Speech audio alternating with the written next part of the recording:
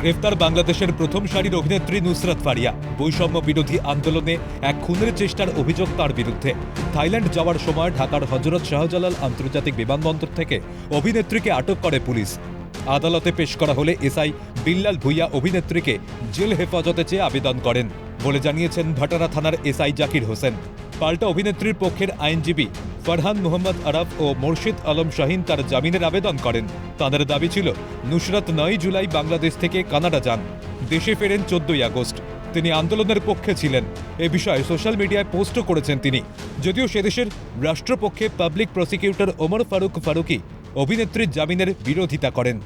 ঘটনার সময় নুসরাত ফারিয়া দেশের বাইরে ছিলেন কিনা, আন্দোলনের পক্ষে পোস্ট করেছেন কিনা এ বিষয়ে প্রতিবেদন দাখিল করতে বলেন বিচারক। উভয় পক্ষের শুনানি শেষে মেট্রোপলিটন ম্যাজিস্ট্রেট নাজনীন আক্তার অভিনেত্রীকে কারাগারে পাঠানোর আদেশ দেন। অবশেষে মঙ্গলবার আইনজীবীরা আদালতের কাছে কাগজপত্র জমা দিয়েছেন।